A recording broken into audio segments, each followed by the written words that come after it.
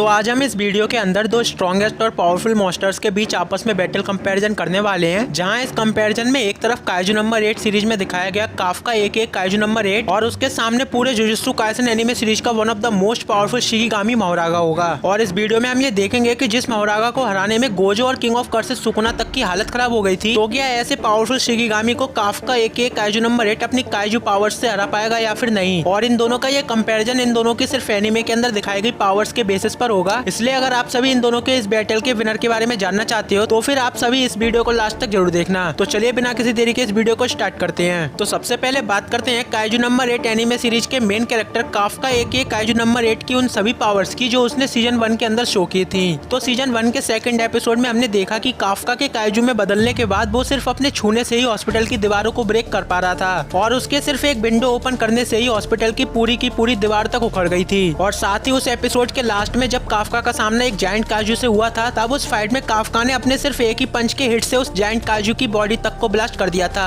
और ये काम उसने तब किया था जब काफका को अपनी काइजू पावर्स का बिल्कुल भी आइडिया नहीं था। बट आगे चलकर जब काफका को अपनी काइजू पावर्स को यूज करना अच्छे से आ गया, तब तो वो अपनी पावर्स से काइजू नंबर 9 जैसे 8.5 फोर्टिट्यूड लेवल रखने वाले काइजू को भी अपनी स्ट्रेंथ से ओवरपावर्ड कर रहा था। एंड जहाँ डिफेंस फोर्स के स्ट्रॉन्गेस्ट वेपन भी काइजू नंबर 9 की बॉडी को नुकसान नहीं पहुंचा पा रहे थे, वहाँ पर काफका ने अपनी काइजू फॉर्म के सिर्फ एक ही पंच से उस काइजू नंबर 9 के सिर को उसकी बॉडी से अलग कर दिया था। एंड अगर आपको ये चीज कम लग रही है तो फिर आप सभी काइजू नंबर 8 की पावर्स का एक छोटा सा आइडिया इसी से लगा सकते हो कि डिफेंस फोर्स के अकॉर्डिंग काइजू नंबर 8 जो काइजू है वो पूरी काइजू हिस्ट्री में दिखाया गया अब तक का सबसे स्ट्रॉन्ग और पावरफुल काइजू है, जिसका फोर्टिट्यूड लेवल 9.8 है। और मैं आपको बता दूं कि पूरी काइजू हिस्ट्री के अंदर काफका के बाद या उससे पहले अभी तक ऐसा कोई भी काइजू नहीं था जिसका फोर्टिट्यूड लेवल उसके आसपास भी हो। इसके अलावा काइजू नंबर 8 जितना ज्यादा स्ट्रॉन्ग है, उसकी काइजू बॉडी उतनी ज्यादा ड्यूरेबल भी है। एंड सीजन 1 के एपिसोड 7 के अंदर तो काइजू नंबर 8 काइजू नंबर 9 के मोस्ट पावरफुल अटैक्स को बिना किसी परेशानी के बहुत ही आसानी से सर्वाइव कर पाया था। और सीजन 1 के लास्ट में तो उसने जनरल इसाओ के पावरफुल इलेक्ट्रो पंचेस तक को भी काफी हद तक सर्वाइव कर लिया था। यहाँ तक कि उशीना के खिलाफ फाइट में तो वाइस कैप्टन उशीना जैसे पावरफुल डिफेंस फोर्स ऑफिसर को भी काइजू नंबर 8 की बॉडी को काटने के लिए अपने सूट की फुल कॉम्बैक्ट पावर का यूज करना पड़ा था। एंड ये चीज हमें बताती है कि काइजू नंबर 8 की बॉडी कितनी ज्यादा स्ट्रॉन्ग है। वैसे तो काइजू नंबर 8 की बॉडी को छोटे मोटे अटैक से नुकसान पहुंचा पाना किसी भी ओपोनेंट के लिए ऑलमोस्ट इम्पॉसिबल है। बट अगर कभी किसी अटैक से काइजू नंबर 8 की बॉडी इंजर्ड हो भी जाती है, तब उस इंजरी से काफका को इतना कुछ फर्क नहीं पड़ता,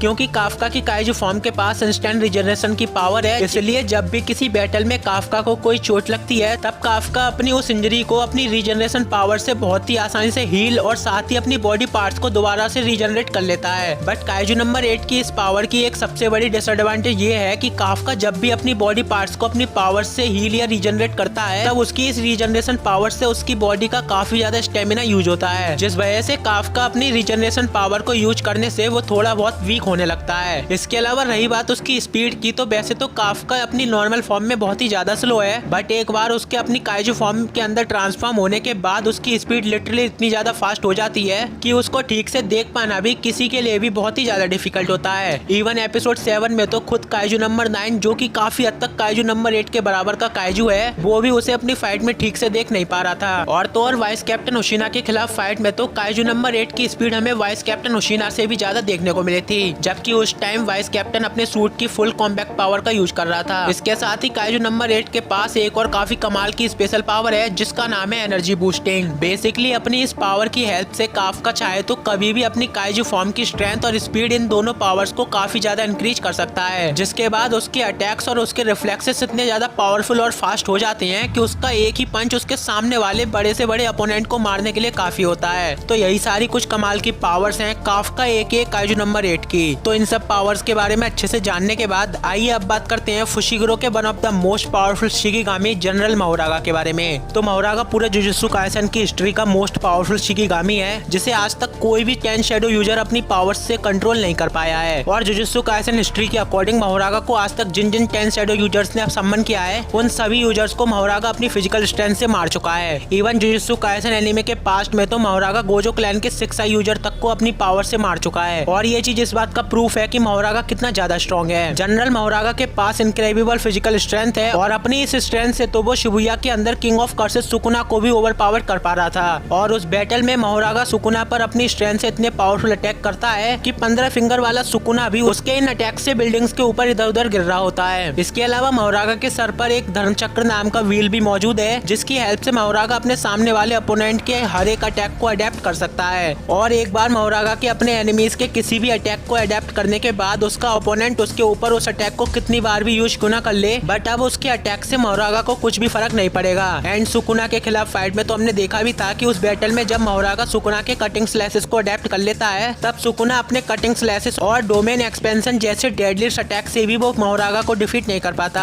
इवन मोहरागा सुकुना के डोमेन के अंदर भी खुद को हील कर करके सुकुना से फाइट करने के लिए आगे बढ़ता रहता है। इवन मांगा के अंदर तो मोहरागा अपनी इस अडेप्टिंग पावर से गोजो के डोमेन एक्सपेंशन के साथ साथ वो गोजो की इन्फिनिटी और लिमिटलेस तक को अडेप्ट कर चुका है। और साथ ही मांगा के अंदर जो सुकुना ने गोजो को हराया है, उस इवेंट के अंदर भी सुकुना के गोजो को हराने में मोहरागा का बहुत बड़ा हाथ है। और इस चीज का मतलब है कि मोहरागा अपनी स्ट्रेंथ से कहीं ना कहीं सातोरु गोजो को भी टक्कर दे चुका है। इसके अलावा मोहरागा के राइट हैंड पर एक स्वॉर्ड भी मौजूद है, जो कि पूरी तरह से पॉजिटिव एनर्जी से लैस है। एंड अपनी इस स्वॉर्ड से मोहरागा किसी भी नेगेटिव एनर्जी वाली कर्स स्पिरिट और किसी भी ऐसे मॉन्स्टर जिसके अंदर थोड़ी सी भी नेगेटिव एनर्जी है, उसको मोहरागा अपनी इस स्वॉर्ड के एक ही अटैक से कैंसल आउट करके उसे रियलिटी से ही मिटा सकता है। इवन शिबुया आर्क में तो 15 फिंगर वाला सुकुना भी मोहरागा से फाइट करते टाइम वो मोहरागा के स्वॉर्ड से बचकर फाइट कर रहा था। तो आप सोच ही सकते हो कि मोहरागा की ये स्वॉर्ड कितनी ज्यादा पावरफुल होगी। इन सब के अलावा जनरल मोहरागा के पास इंस्टेंट हीलिंग की पावर भी मौजूद है, जिसकी हेल्प से वो अपनी बॉडी की चोटों को कुछ ही सेकंडों में हील कर सकता है।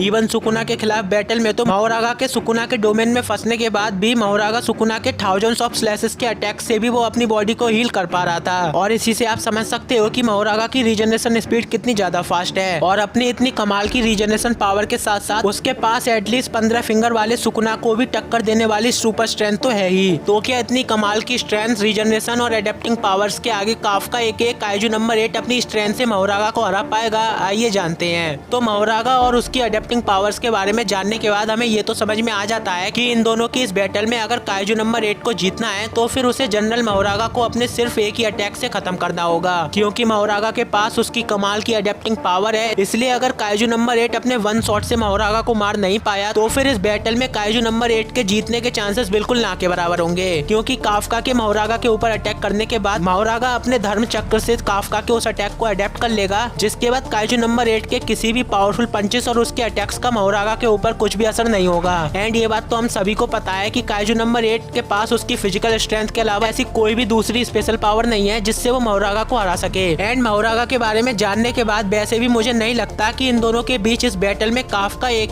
काइजू नंबर 8 अपने एक ही अटैक से मोहरागा को मार पाएगा, क्योंकि अगर आपको याद हो तो काइजू नंबर 8 सीरीज के लास्ट एपिसोड के अंदर जनरल इसाओ के खिलाफ फाइट में जब काइजू नंबर 8 अपनी फुल पोटेंशियल पे आया था, तब उसे अपनी फुल पावर के साथ भी जनरल इसाओ को हराने में काफी ज्यादा परेशानी हुई थी। एंड इस बैटल में तो उसका सामना एक ऐसे मॉन्स्टर से है जो कि अपने यूनिवर्स में किंग ऑफ कर्सेस सुकुना के पंचेस और उसके पावरफुल अटैक्स तक को सरवाइव कर चुका है। एंड अगर आपको याद हो तो शिबुया आर्क के अंदर तो मोहरागा को सुकुना भी अपनी फिजिकल एबिलिटीज से हरा नहीं पा रहा था, जबकि उस टाइम तो सुकुना की स्ट्रेंथ ऑलमोस्ट काइजू नंबर 8 की स्ट्रेंथ से भी ज्यादा थी। इसलिए इन दोनों के इस बैटल में मोहरागा अपने धर्म चक्र से काइजू नंबर 8 के अटैक्स को अडेप्ट कर लेगा, और फिर उसके बाद मोहरागा अपनी स्ट्रेंथ और अपनी स्वॉर्ड से काफका की बॉडी को चीर के उसके कोर को बहुत ही इजीली डिस्ट्रॉय कर देगा। एंड एक बार काइजू नंबर 8 का कोर डिस्ट्रॉय होने के बाद काइजू नंबर 8 का काम वहीं पर खत्म हो जाएगा और इन दोनों की इस बैटल का विनर होगा जनरल मोहरागा। तो दोस्तों ये तो मेरा ओपिनियन है, बट आपको क्या लगता है इन दोनों की बैटल में कौन जीतेगा? मुझे अपना ओपिनियन कमेंट में जरूर बताना। और अगर आपको मेरा ओपिनियन अच्छा लगा हो तो इस वीडियो को एक लाइक कर देना। एंड अगर आपको ऐसी वीडियो देखना पसंद है तो आप हमारे चैनल को भी चेकआउट कर सकते हो।